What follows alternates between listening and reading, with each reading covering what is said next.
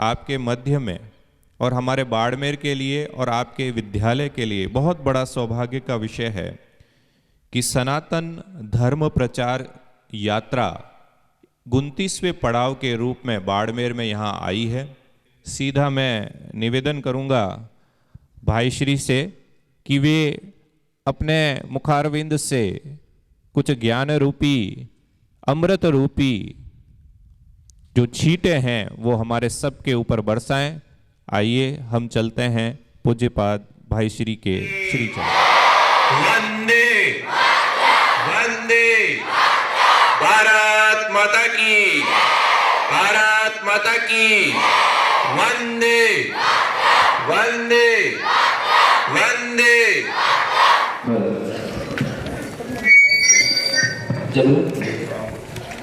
भारत माता की, भारत माता की, भारत माता की। वंदे वंदे वंदे। धन्यवाद। तत्सवितुर्वरेण्यं भर्गो देवस्य धीमहि धियो यो न प्रचोदयात्। भर्गो देवस्य धीमहि धियो यो न प्रचोदयात्। धियो यो न प्रचोदयात्।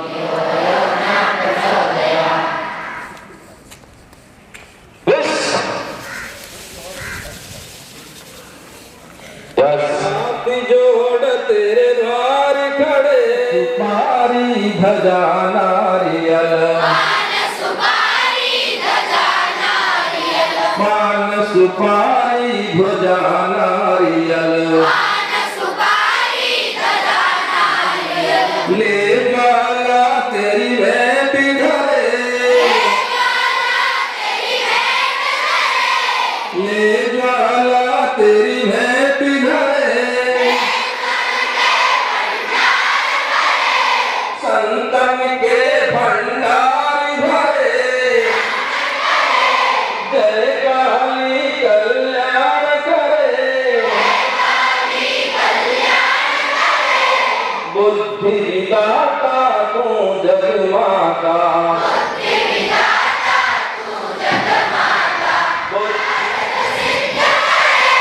मेरा कार्य सिद्ध करे। बोलिए भारत माता की। इतने बच्चे बैठे हैं, जय ऐसे लगेगी क्या? जोरदार जय लगाए। बोलिए भारत माता की।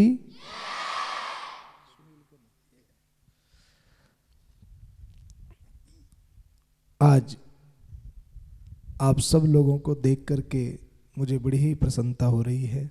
सर्वप्रथम आपके विद्यालय के प्रधानाचार्य जी आदरणीय ओम जी मेहता साहब, किशोर भाई साहब और सभी मंच पर विराजमान सभी प्रबुद्धजन, सभी शिक्षकगण, कुछ देर हम आप सभी लोग बहुत सुंदर सुंदर बातें करने वाले हैं। और मैं देख रहा हूं कि एक तरफ तो बहुत छोटे छोटे बच्चे बैठे हैं और एक तरफ 12th और 10th क्लास के भी बच्चे बैठे हैं। तो कुछ ऐसी बातें करें हम जो दोनों के ही विषय की हो, हम सबके काम आए, बड़ों के भी छोटों के भी। तो आधे घंटे में आप सब लोगों का सर खा सकता हूं? बोलो, कोई दिक्कत नहीं? चलो, तो आधे घंटे। अच्छा ये बताओ, आप सब लोग अपने जीवन में कुछ ना कुछ बनना चाहते हैं? हैं? सब बनना चाहते हैं। अभी एक स्कूल में मैंने कार्यक्रम किया तो मैंने एक बच्चे से पूछा कि तू क्या बनना चाहता है? तो उस लड़के का नाम था वरुण। क्या नाम था? मैंने पूछा वरुण तुम क्या बनना चाहते हो? वरुण ने कहा गुरुजी मैं पैसे वाला बनना चाहता हूँ। क्या बनना चाहता है? आप भी बनना चाहते हैं? नहीं बनना चाहते? किसने बोला नहीं? पैसा किसको नहीं चाहिए? अच्छा, किस किस को चाहिए? ये देखो कितने ईमानदार है बेचारे, इन सबको चाहिए। ये बड़े जो बीच में बैठे हैं, आपको नहीं चाहिए पैसा? बोलो ना भाई। अरे छोटा सा प्रश्न है मेरा, पैसा किस किस को चाहिए? इनको तो चाहिए, चाहिए तो सारे करोड़पति बने। आपको नहीं चाहिए? जो 12th के 11th के बच्चे बैठे हैं, आप भैया आप खड़े हो जाओ, आप आगे जो खड़े हैं, आप आगे बैठे हैं, हाँ खड़े हो जाओ ना। आपको पैसा नहीं चाहिए तो आपने हाथ खड़ा क्यों नहीं किया? शर्म आती है क्या? पैसा भी चाहिए, बैठो। तो अभी एक लड़के से मैं मिला तो मैंने उससे पूछा कि तू क्या बनना चाहता है? बोले गुरुजी पैसे वाला। मैंने कहा कितना पैसे वाला? बोले गुरुजी मेरे पास में 20 घर हो, 20 गाड़ी हो और 20-30 मोबाइल हो। कितना पैसे वाला? लड़के का नाम क्या था? वरुण। वरुण ने कहा सर 20 गाड़ी हो, 20 मोबाइल हो और 20 ही घर हो, इतना पैसे वाला। तो एक कुछ लड़कियां भी बैठी थी, तो मैंने लड़कियों से पूछा बेटा आप क्या बनना चाहते हो? तो एक लड़की पता है क्या बोली? बोले गुरुजी वरुण की पत्नी। क्या बनना चाहती हूं? क्योंकि वरुण इतना पैसे वाला होगा। धर्म, अर्थ, काम और मोक्ष, पता है ये चारों क्या होते हैं? इन चारों को पुरुषार्थ कहते हैं। जीवन में जितना धर्म जरूरी है उतना ही जीवन में अर्थ भी जरूरी है। हमारे भारत के एक महान विद्वान हुए जिनका नाम था चाणक्य। सुना है ना आपने चाणक्य का नाम? चाणक्य ने कहा कि कोई आदमी गरीबी में जन्म लेता है ये उसका दोष नहीं है, पर कोई आदमी अगर गरीबी में मर जाता है तो ये उसका दोष है। तो हमें धर्म भी कमाना है, हमें अर्थ भी कमाना है, दोनों ही जरूरी है। धर्म भी अर्थ से ही होता है। अभी हम गौशाला जाकर के आए, अभी पास में या नीमड़ी में गौशाला है, इधर एक नंदीशाला, वहां जाकर के आए। अब उस गौशाला को चलाने के लिए पैसा चाहिए कि नहीं चाहिए? आपके पास में कोई आवे और आकर के कहे कि भाई गायें भूखी खड़ी है, उनको चारा डलवाना है, आपको सहायता करो, तो आप कैसे सहायता करोगे जब आपके पास में पैसा नहीं होगा? तो पैसा होना जरूरी है कि नहीं होना है? अच्छा काम करने के लिए और लोगों की सेवा करने के लिए किस चीज की आवश्यकता होती है? अर्थ की आवश्यकता होती है। तो ये तो हमने यूं ही पूछ लिया आपको जोक सुनाने के लिए। अब हम आते हैं अपने विषय पर। रामचरितमानस, रामायण, उसके विषय में कौन कौन जानता है? रामायण किस किस के घर में है? अरे रामचरितमानस, रामायण किस किस के घर में है? देखो कई बेटियां यूं यूं हाथ ऊपर कर रही है, ऐसे ऐसे।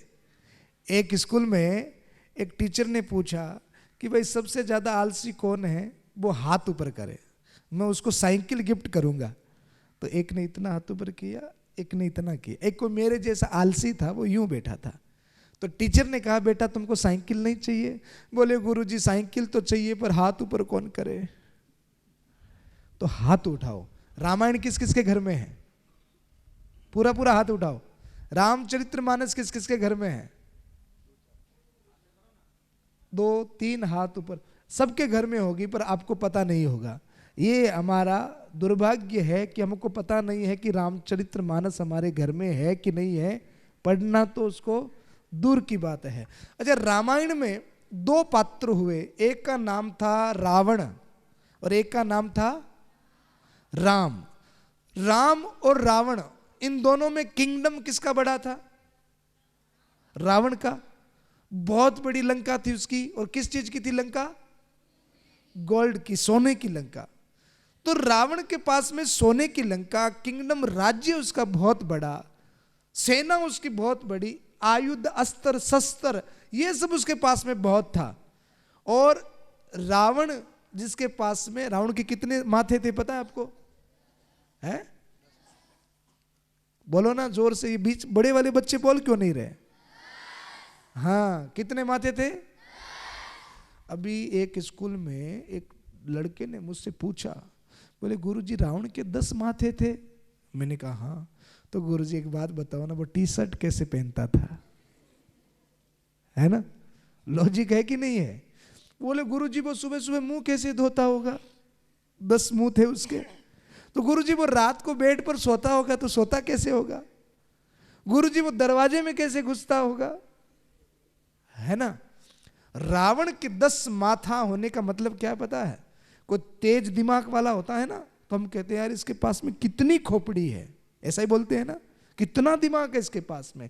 रावण के 10 माथे होने का मतलब ये नहीं था कि उसके ऐसे ऐसे ऐसे ऐसे जैसे नाटकों में फिल्मों में दिखाते हैं, ऐसे 10 माथे नहीं थे, वो तो काल्पनिक चीजें हैं। रावण के 10 शीश होने का मतलब है रावण के पास में 4 वेद और 6 शास्त्र का ज्ञान था। तो रावण बल में भी ज्यादा था, धन में भी ज्यादा था, ताकत में भी ज्यादा था, सेना भी रावण की बहुत बड़ी थी। मैं आपसे पूछूं, जब राम और रावण का युद्ध हुआ तो जीत किसकी हुई? बोलो ना। आप बड़े बच्चों से तो अच्छा जवाब ये दे रहे हैं। राम और रावण की जब लड़ाई हुई तो विजय किसकी हुई? राम की हुई, है ना। अब मैं आपसे पूछना चाहता हूं, राम के पास में तो एक धोती थी और धनुष बाण थे लकड़ी के, और अपना छोटा भाई उसके साथ में था। कोई सेना नहीं थी, रथ भी नहीं था, कुछ आयुध अस्त्र शस्त्र नहीं थे। ऐसी क्या चीज थी जिसके कारण राम की विजय हुई? इसका जवाब कौन देगा? मैं उधर आता हूं, बड़े बच्चों के पास। राम के पास में ऐसी कौन सी चीज थी जिसके कारण राम की विजय हुई? है? हाँ सही बोला, कौन बोला? हाँ खड़े हो जाओ बेटा, थैंक यू। क्या नाम बेटा आपका? लता। राम के पास में क्या था? वो तो रावण के पास में भी था ना बेटा, 4 वेदों का, 6 शास्त्रों का, घमंड भी था। बिल्कुल, बहुत। लता के लिए ताली बजाओ। देखो, जवाब सही होगा कि गलत होगा वो बाद की बात है। पहले हमारे अंदर में इतना आत्मविश्वास होना चाहिए कि किसी बात का हम अपनी बुद्धि के स्तर से जवाब दे सकें। लता बैठो। और कोई बताएगा कि राम के पास? हाँ बताओ बेटा। चरित्र। वेरी गुड, बहुत सुंदर जवाब। राम के पास में क्या था? चरित्र, जो रावण के पास में नहीं था। बहुत सुंदर जवाब। लता ने क्या कहा? ज्ञान और धर्म। आपका क्या नाम बेटा? रानू ने क्या कहा? चरित्र। बैठो बेटा, बहुत बढ़िया जवाब। और कोई लड़कों में से कोई बताएगा? 2 जवाब लड़कियों ने दिए हैं, लड़कों का क्या होगा? कुछ तो बोलो। राम और रावण में, रावण के पास में बड़ा किंगडम, अस्त्र शस्त्र, सोने की लंका, बहुत तेज बुद्धि वाला सब कुछ था रावण के पास में, बड़ी सेना थी रावण के पास में। पर जीत किसकी हुई? राम की। राम के जीतने का कारण क्या था? हाँ बताओ बेटा, बताओ। Good good good good. उसके भाई का साथ। वेरी गुड जवाब, बहुत सुंदर। और कोई मेरे भाई बताएगा? लड़कों में से कोई बताएगा? आपको पता है? कौन बता रहा है? हाँ बेटा, मर्यादा। Very good. क्या नाम है आपका? ठीक, बैठो बेटा। तो कितनी बातें निकल करके आई ना एक सवाल पर। क्या क्या था राम के पास में? मर्यादा, चरित्र, धर्म, भाई का साथ, ज्ञान, ये सारी चीजें राम के पास में थी। तो ये चीजें हमारे पास में भी होनी चाहिए ना? बोलो। इस दुनिया में अगर आपको विजय होना है, जीत का झंडा लहराना है, किसी भी कंडीशन में आपकी हार न हो, जो राम के पास में था वो आपके पास में होना चाहिए। तो राम के पास में मुख्यतः 3 चीजें थी। सबसे पहली चीज जिसमें ये चरित्र, मर्यादा, ज्ञान सारी चीजें आ जाती है, सारी चीजों को मिला दिया जाए तब एक चीज बनती है, जिस चीज का नाम है सत्य। क्या नाम है? सत्य। अगर आपको अपने जीवन में सफल होना है, कुछ बनना है, आगे बढ़ना है, तो आप एक मूल मंत्र अपनी डायरी के पहले पन्ने पर लिखें और रोज उसको पढ़ें कि मुझे सत्य की राह पर ही चलना है, मुझे झूठ का सहारा नहीं लेना। और आप एक बात ध्यान से सुनना, आज बोला गया एक झूठ, आज बोला गया एक झूठ 50 साल बाद में भी आपको रुलाने के लिए पर्याप्त है। 50 साल बाद में भी आप गिर सकते हैं आज के बोले हुए झूठ से। एक कहानी सुनाता हूं। एक गांव में एक बुढ़िया रहती थी, तो उसके पीहर से कोई आया, पीहर से कोई आया। तो पहले उसने सुना कि मेरे पीहर से कोई मेरे चाचा का लड़का आया है, तो वो बड़ी खुश हो गई। थोड़ी देर बाद में ही वो रोने लग गई। तो उसके बेटे ने पूछा, माँ ननिहाल से वो मामा जी आए हैं, आप पहले खुश हुई अब रो रही हो? तो बुढ़िया ने कहा कि कई वर्षों के बाद में मेरे पीहर से कोई आया है, पर मेरी पोल न खोल दे। तो बेटे ने पूछा, माँ आपकी पोल? कैसी पोल? बोले, जब तेरे दादाजी के साथ में मेरा विवाह हुआ था ना, तब ऐसा कह करके हुआ था कि दादी जी तेरी BA पास है। क्या कहा था? सगाई हुई थी तब BA पास है। और आज तक ये लोग इसी बहम में है कि मैं BA पास हूं, पर मैं तो 10वीं पास हूं। तो कहीं वो तुम्हारा मामा मेरी पोल न खोल दे, इसलिए मैं डर रही हूं। यानी कि 60 साल पहले एक झूठ बोला गया था और 60 साल बाद में भी वो डर रही है कि मेरी पोल न खुल जाए। इसलिए एक सबसे पहला नियम हमें यह है कि हमें कभी झूठ का सहारा नहीं लेना है। अक्सर बच्चे टीचर से झूठ बोल जाते हैं, ये हमने नहीं किया, वो हमने नहीं किया, हम घर पे इतना पढ़ते हैं, ये करते हैं। माँ बाप से भी झूठ बोल जाते हैं, गलत काम करते हैं पर माँ बाप से झूठ बोलते हैं। आप लोग न तो टीचर को धोखा देते हो, न माँ बाप को धोखा देते हो। झूठ बोल करके आप किसको धोखा देते हो? खुद को। तो हमारा लेवल ऊंचा हो, हम आगे बढ़े हो, बड़े आदमी बने, इसके लिए सबसे पहला नियम क्या है? सत्य। हमें झूठ नहीं बोलना है। तो राम को बलवान, राम को ताकतवर कौन बनाता है? राम का सत्य, उसका मर्यादा, उसका चरित्र। तो सत्य हमारे जीवन में होना चाहिए। जिसका चरित्र अच्छा होगा, जिसका जीवन में मर्यादा होगी, वही सत्य बोल सकता है। दूसरी चीज है, राम के पास में सत्य के साथ साथ में करुणा, जिसको हम कहते हैं दया। क्या थी राम के पास में? किसी भी जाति का हो, किसी भी संप्रदाय का हो, कोई भी व्यक्ति हो, वो दुखी हो और आपके पास में वो रोता रोता आवे, तो वो वापस जावे तो कैसे जाना चाहिए? मानते हैं आप इस बात को? हमारा जीवन जो है वो इत्र की शीशी की तरह होना चाहिए। इत्र की शीशी का ढक्कन, सेंट की शीशी का ढक्कन कहीं पर भी खोल दो, क्या फैलेगी? सुगंध, खुशबू। हमारा जीवन भी वैसा ही होना चाहिए। हमारा जीवन मोमबत्ती के जैसा नहीं होना चाहिए, आइसक्रीम के जैसा नहीं होना चाहिए, मोमबत्ती के जैसा होना चाहिए। आइसक्रीम और मोमबत्ती में एक समानता होती है। समानता यह है कि दोनों ही पिघलती है। आइसक्रीम भी पिघलती है और मोमबत्ती भी। अच्छा, आइसक्रीम पिघलती है तो किसी को कोई लाभ होता है क्या? और मोमबत्ती पिघलती है तो होता है ना बेटा? क्या लाभ होता है? उजाला होता है, रोशनी होती है। यानी कि आइसक्रीम पिघली तो वो नष्ट हो गई, किसी को कोई लाभ नहीं दिया उसने। पर मोमबत्ती पिघलने से पहले हजारों लोगों के जीवन में प्रकाश करके चली जाती है, रोशनी करके जाती है।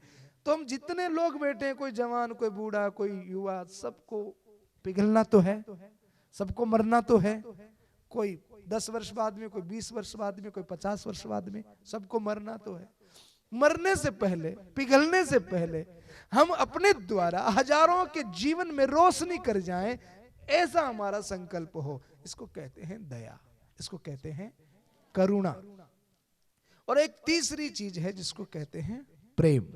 जीव मात्र के लिए, सबके लिए हमारे हृदय में क्या होना चाहिए? प्रेम, सत्य, दया। प्रेम हमको राम बनाता है। क्या बनाता है? राम बनाता। तो मुझे जहां तक पता, आप में से रावण तो कोई नहीं बनना चाहेगा कि किसी का मन है तो रावण बनने का तरीका भी मुझे बताए। कोई रावण बनना चाहता है क्या? सब क्या बनना चाहते हो? राम। और राम बनने का प्रोसीजर यही है कि हमें सत्य, करुणा, प्रेम की राह पर चलना है, तब हम क्या बनते हैं? राम बनते हैं। आज भी इस हिंदुस्तान में, इस भारत में इतने वर्ष हो गए राम और रावण को, आपने एक भी लड़के का नाम रावण देखा? बोलो। कोई मम्मी अपने बेटे का नाम कहती है, अरे मेरा बेटा रावण? कभी सुना आपने? माँ क्या कहती है? अरे मेरा बेटा राम। कोई अच्छा बेटा होता है ना, तो माँ कहती भी यही है कि मेरा बेटा तो राम है। तो हमें क्या बनना है? राम बनना है। तो हमें राम बनने के लिए सत्य की राह पर, करुणा की राह पर और प्रेम की राह पर चलना है। हमें बहुत मेहनत करनी है। सनातन धर्म में एक आदमी की मानक आयु 100 वर्ष की होती है। कितने वर्ष की? शतायु 100 वर्ष की। अब 100/4 करो तो कितना कितना हो जाएगा? 25, 25 वर्ष। तो जिंदगी के 4 पड़ाव हैं। पहला ब्रह्मचर्य, दूसरा पता है आपको गृहस्थ, तीसरा वानप्रस्थ और चौथा सन्यास। तो इन तीनों की बात अभी नहीं करेंगे, अभी हम बात करेंगे पहले की, ब्रह्मचर्य की। ये जो 25 वर्ष हैं, इसको गोल्डन टाइम, अच्छा समय कहते हैं। और ये 25 वर्ष हैं ज्ञान प्राप्ति के, कुछ प्राप्ति के, संजोने के, अपने आप को निखारने के, अपने आप का निर्माण करने के, अपने आप को बनाने के। और जिसने इन 25 वर्षों को गंवा दिया, इस टाइम का मैनेजमेंट आपने नहीं सीखा, बेकार गंवा दिया, तो फिर आगे के जो 75 वर्ष हैं वो आपके रोने में चले जाएंगे, वो आपके चिंता में चले जाएंगे। तो अगर आप चाहते हो कि आगे के 75 वर्ष हमारे अच्छे हो, तो इसके लिए अभी के 25 वर्ष हमारे अच्छे होने चाहिए। गलत तो नहीं कह रहा? लड़कों से पूछ रहा हूं, मेरी बात गलत तो नहीं है ना भाई? गलत हो तो आप बताना। ये 25 वर्ष किसके लिए है? Golden time. अपने आप को ठीक करना, अपने आप को निखारना है, अपने आप को बनाना है। मेहनत की भट्टी में इस प्रकार अपने आप को तपाओ कि जब उस भट्टी से 25 वर्ष बाद में जब आपका कैरियर शुरू हो, तो फिर आपको ज्यादा परिश्रम नहीं करना पड़े। आपके अंदर में इतनी पावर हो, आपके अंदर में इतनी ऊर्जा हो, आपके अंदर में इतनी ताकत हो कि आपके पास आने वाला भी आपकी ऊर्जा से लाभान्वित होकर के खुश होकर के जाए। अपने आप को इतना पावरफुल बनाओ, इतना अच्छा बनाओ कि आपके पास में बहुत सारी चीजें करने की संभावनाएं हो। बनाना चाहते हैं आप अपने आप को ऐसा? ये लड़के तो भैया बाड़मेर के बड़े कमजोर से दिखाई दे रहे हैं मुझे। आपके अंदर में अभी से इतनी ऊर्जा नहीं है कि आप बोल सके, इस गर्दन को भी नहीं हिला रहे हैं। कोई तो ऐसे वैसे कोई स्टेचू रखा हो। आप आत्मविश्वास के साथ मेरी बातों को सुने भी, कोई चीज समझ में आती है तो जवाब भी दे, नहीं समझ में आती है तो भी जवाब दे कि ऐसा नहीं होता है। तो मैं आप लोगों से सिर्फ इतना बताने के लिए आया हूं कि सारी चीजें वापस आ जाती है। अगर आपके पापा ने आपको 500 रुपए का नोट दिया हो कि बेटा ये तुम्हारा है, तो आप उस 500 रुपए को खर्च करोगे तो आप सोचोगे नहीं क्या कि ऐसे ही खर्च कर दोगे? बोलो ना, इसको कहां खर्च करना है सोचेंगे ना। वो 500 का नोट तो दोबारा भी आ सकता है, तीसरी बार भी आ सकता है, चौथी बार भी आ सकता है, पर ये समय अभी जो आधा घंटा निकल गया, ये किसी भी कीमत पर वापस आ सकता है क्या? तो हमें सबसे ज्यादा रिस्पेक्ट, सबसे ज्यादा आदर किसका करना चाहिए? समय का करना चाहिए। और समय का आदर जिसने नहीं किया, समय उसको इतना बेइज्जत कर देता है, समय उसको इतना बिगाड़ देता है कि फिर उसको सुधरने का मौका नहीं मिलता है। तो हमें सबसे ज्यादा रिस्पेक्ट किसकी करनी है? समय की। एक सफल आदमी के पास और एक फेलियर आदमी के पास, दोनों के पास में ही 24 घंटे का समय होता है। ये है क्या कि भाई अडानी अंबानी के पास या बाबा रामदेव के पास या नरेंद्र मोदी के पास इंदिरा गांधी के पास या हमारे पूर्व राष्ट्रपति अब्दुल कलाम के पास इनको समय रोज 40-40 घंटे का मिला था। कितना मिला था इनको? 24 घंटे का। और जो लोग जेलों में बैठे हैं उनको कितना समय मिलता है? 24 ही घंटे का मिलता है। अब इन 24 घंटे के समय का हम क्या उपयोग कर रहे हैं, किस प्रकार से इस्तेमाल कर रहे हैं? अभी आपका सबसे जरूरी काम क्या है बताओ? पक्की बात, सबसे जरूरी काम क्या है? पढ़ाई। आप खड़े हो जाओ बेटा। सबसे इंपॉर्टेंट काम क्या है? क्या नाम आपका? रानी। एक माइक और होगा क्या? रानी, सबसे जरूरी काम क्या है? पढ़ाई। और एक दिन में कितने घंटे होते हैं? 24 घंटे। तो आपके हिसाब से एक बच्चे को डेली कितना पढ़ना चाहिए? बस सेल्फ स्टडी, स्कूल के अलावा 4 से 5 घंटे। आप कितना पढ़ते हैं बेटा? अरे वाह, रानी के लिए ताली बजनी चाहिए। 4 घंटे। रानी स्कूल से जाने के बाद में 4 घंटे की स्टडी करती है।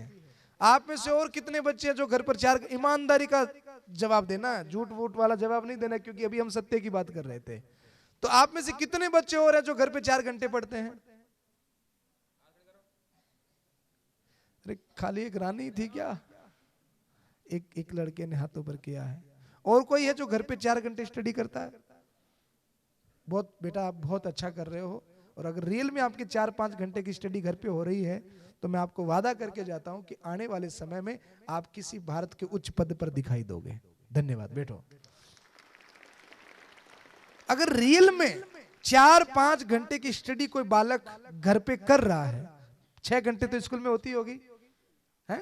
5 से 6 घंटे तो होती होगी, और 4 घंटे अगर सेल्फ स्टडी घर पे हो रही है तो मैं वादा करता हूं कि आपको सफल होने से कोई रोक नहीं सकता। सफलता के लिए समय देना पड़ता है। एक बीज जब हम जमीन में बोते हैं तो पेड़ बनने में उसको समय लगता है, पर वो समय खाद पानी देते रहना पड़ता है।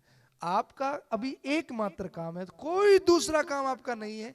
पढ़ाई, खेलकूद, फिजिकल जरूरी है वो करें, और उसके अलावा खाएं पिएं, थोड़ा बहुत घर में लड़की हैं तो वो मम्मी की थोड़ी बहुत हेल्प करें, उससे भी मेंटेलिटी काम सीखते हैं।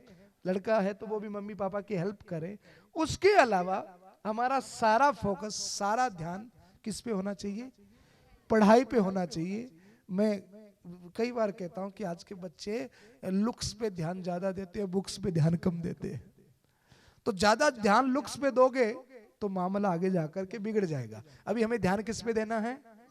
बुक्स पे देना है। और अपने आप को मल्टी टैलेंटेड बनाना है, खूब खूब पढ़ाई करनी है, और उस पढ़ाई के साथ साथ में ज्ञान को अर्जित करना है। ज्ञान का तात्पर्य है केवल हमने अंग्रेजी बोलना सीख लिया, हमने संस्कृत बोलना सीख लिया, हमको हिंदी अच्छा बोलना आ गया, हमको दुनिया भर का नॉलेज हो गया, केवल यही ज्ञान नहीं होता है। भाषाओं के ज्ञान को ज्ञान नहीं कहते हैं। अच्छा इंसान वो होता है जिसको ये पता हो कि मम्मी के साथ में क्या व्यवहार करना है, पापा के साथ में क्या व्यवहार करना है, पड़ोसी के साथ में क्या व्यवहार करना है, स्कूल में जाए तो अपने साथ वाले बच्चों के साथ में क्या व्यवहार करना है, गुरुजी का कैसे आदर करना है, इसको ज्ञान कहते हैं। हमें क्या खाना है, क्या नहीं खाना है, क्या बोलना है, क्या नहीं बोलना है, हमें किसके साथ में कैसा व्यवहार करना है, इस चीज को ज्ञान कहते हैं। हमारा अच्छा क्या है, हमारा बुरा क्या है, ये हमें पता पड़ जाए, इसको ज्ञान कहते हैं। जिंदगी में कौन सी सिचुएशन, कौन सी समस्या को, कौन सी बात को किस तरीके से हैंडल करना है, उसको ज्ञान कहते हैं, जिसको मनोविज्ञान आत्मज्ञान कहता है। क्या कहता है? आत्मज्ञान कहता है। हमारे पास में बड़े बच्चे जो हैं 8 से 12th तक के, शायद इस बात को थोड़ा सा समझ पाएंगे, छोटे बच्चे नहीं समझ पाएंगे। फिर भी मैं एक बात तो कम से कम आपके लेवल की भी कह दूं, बड़े बच्चों के लेवल की कह दूं। 3 प्रकार का ज्ञान होता है। सबसे पहला ज्ञान होता है बुद्धि जनित ज्ञान, इंद्रिय जनित ज्ञान। कौन सा? इंद्रिय। इंद्रिय किसे कहते हैं? इंद्रियां कौन सी होती है? हाँ, कॉन्फिडेंस से बोला करो। इंद्रियां कौन सी होती है? आंख, कान, नाक, जीभ और चमड़ी। और इंद्रियों का काम क्या होता है? जो विषय वस्तु का ज्ञान कराए, बोध कराए, वो क्या है? इंद्रिय। तो सबसे पहला ज्ञान कौन सा होता है? इंद्रिय जनित ज्ञान। हमने जो बचपन से देखा, ये कुर्सी है, 3 साल का बच्चा भी जानता है कि ये क्या है? कुर्सी है। इसको कैसे पता पड़ा? माँ ने कहा बेटा कुर्सी लाओ, आंगली से इशारा भी किया, अंगुली से, बच्चे को पता पड़ा, ओ इस चीज को क्या कहते हैं? कुर्सी कहते। मम्मी ने कहा बेटा वो ग्लास दो, 2 साल का बच्चा है, उठा करके ले आता है, उसने कहा ओ इस चीज को ग्लास कहते हैं। आंखों से देखा और कानों से सुना, इसको कहते हैं इंद्रिय जनित ज्ञान, जो 1-2 साल से ही आना प्रारंभ हो जाता है। इंद्रियों के द्वारा हमने सीखा, सूर्य उदय होता है, और सूर्य किसने दिखाया? आंखों ने दिखाया। सूर्य उदय हो रहा है और सूर्य अस्त हो रहा है। मैं आपसे पूछना चाहता हूं, सूर्य उदय अस्त होता है क्या? है? नहीं होता ना? क्या होता है बेटा? पृथ्वी घूमती है। आंख क्या दिखा रही है? सूर्य उदय हो रहा है और सूर्य अस्त हो रहा है। पर बुद्धि क्या कह रही है? सूर्य उदय अस्त नहीं होता है, पृथ्वी चक्कर लगाती है। एक कांच का ग्लास हो, पानी से भरा हुआ, और उस पानी से भरे हुए कांच के ग्लास में आप एक चम्मच डालो और आंख से देखो, पानी के अंदर में जो चम्मच का हिस्सा है कैसा दिखाई देगा? टेढ़ा दिखाई देगा। रानी वो टेढ़ा होता है क्या? नहीं होता ना, सीधा होता है। पर आंख क्या दिखाती है? टेढ़ा दिखाती है। बुद्धि क्या कहेगी? टेढ़ा नहीं है, सीधा है। तो जब आप स्कूल में आकर के, आप नर्सरी से लेकर के LLB, MBA, कोई IIT, कोई IIM, कोई MBA करता है, कोई CA करता है, कोई B.Ed करता है, कोई MBBS करता है, तो तरह तरह की किताबें पढ़ने से उसी क्षेत्र की बहुत सारी जानकारियां हमको प्राप्त होती है। इसको कहते हैं बुद्धि जनित ज्ञान। आज दुनिया की खगोल भूगोल का, विज्ञान की दृष्टि से आपको दुनिया भर का नॉलेज है, पर एक तीसरा ज्ञान है जिसको हम कहते हैं आत्मज्ञान। आत्मज्ञान, हम हर परिस्थिति को कैसे हैंडल करें, हर सिचुएशन को कैसे हैंडल करें। जीवन जो चुनौतियों से भरा हुआ होता है। अभी मैं ऑफिस में बैठा था तो हमारे पूर्व राष्ट्रपति अब्दुल कलाम साहब की फोटो लगी हुई थी। आपको पता है उनकी जीवनी के बारे में? एक बार फेलियर होने के कारण वो बड़े हताश हो गए थे और चले गए वो हरिद्वार। गंगा जी के किनारे बैठे बैठे सोच रहे थे और इतने वो घबरा गए थे कि उनके मन में आत्महत्या तक का भी भाव बन गया था। इतना सफल आदमी जो भारत का प्रथम नागरिक बना, राष्ट्रपति बना, और दुनिया जिसको मिसाइल मैन के नाम से जानती है, वो आदमी, आप कल्पना करेंगे कभी उसके जीवन में भी एक ऐसी चुनौती आ गई कि वो मरने को भी तैयार हो गए, वो इतना घबरा गए। फिर एक हरिद्वार के एक साधु ने, एक महापुरुष ने अब्दुल कलाम साहब को एक किताब दी, एक शास्त्र दिया कि आप इसको पढ़ो, मरना तो बाद में भी हो जाएगा, पहले इसको पढ़ लो। और अब्दुल कलाम साहब ने उस किताब को पढ़ा और पढ़ने के बाद भी उनका जीवन पूरी तरीके से परिवर्तन हो गया। आपको पता उस किताब का नाम क्या था? हाँ, क्या नाम बेटा आपका? हाँ, प्रियंका ने बता दिया। उस किताब का नाम था श्रीमद् भगवत गीता। अभी हमारे वर्तमान की राष्ट्रपति कौन है? द्रौपदी मुर्मू। कहां से आती है पता है?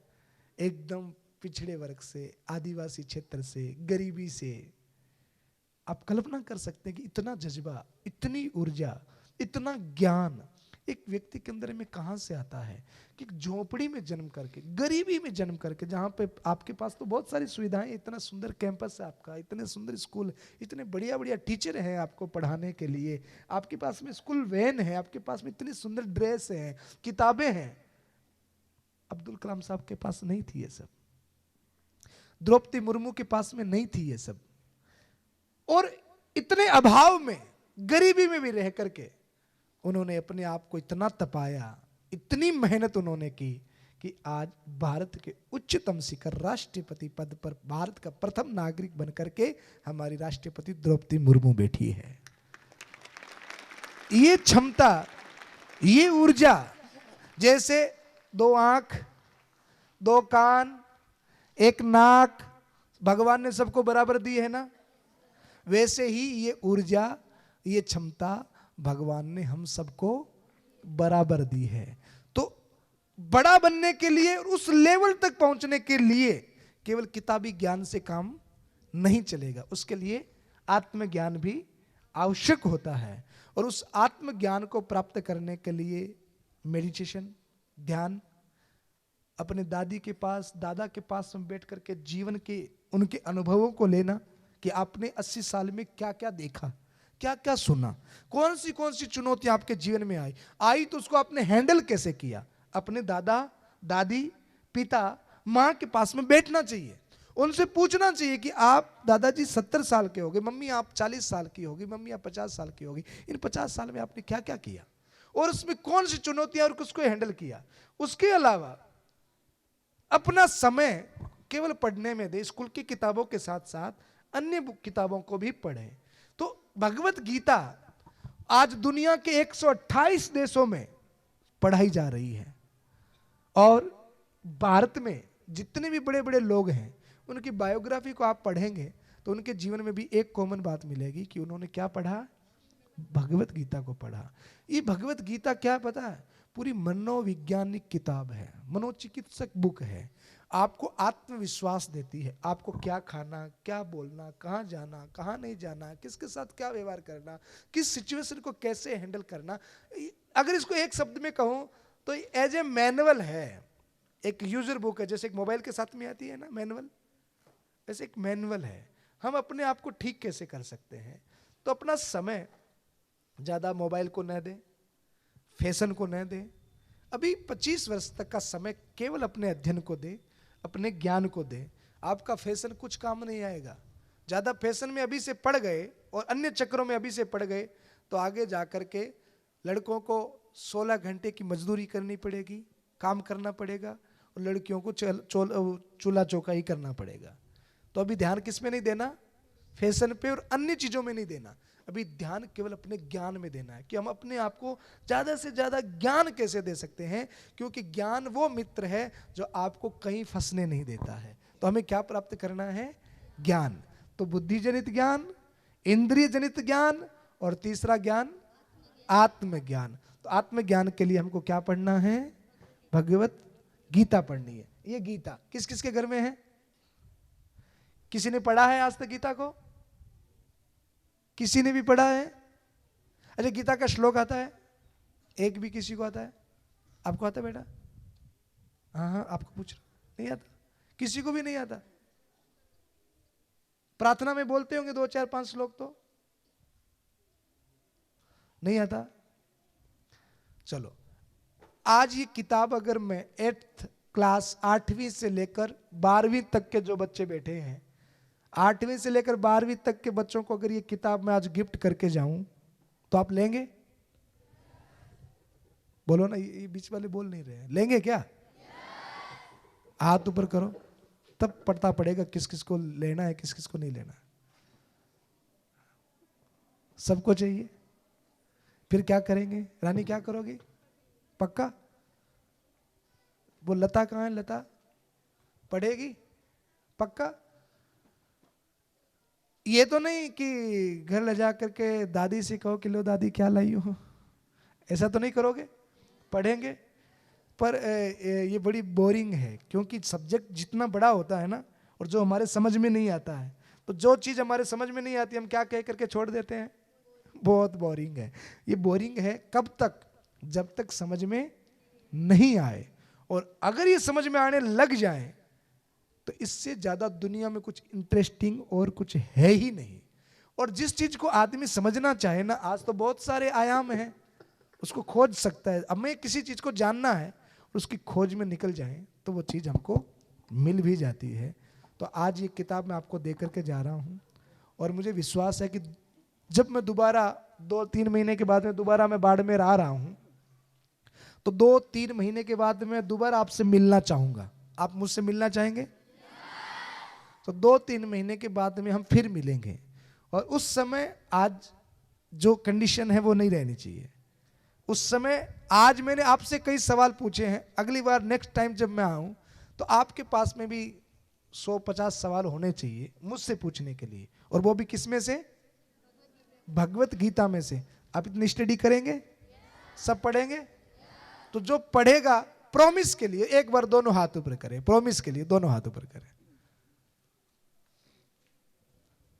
चलो नीचे करो। जय हिंद, जय भारत, नमस्कार।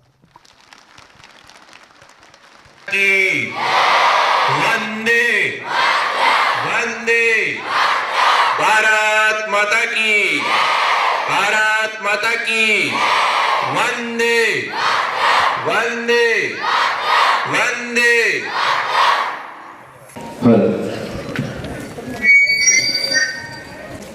चलो।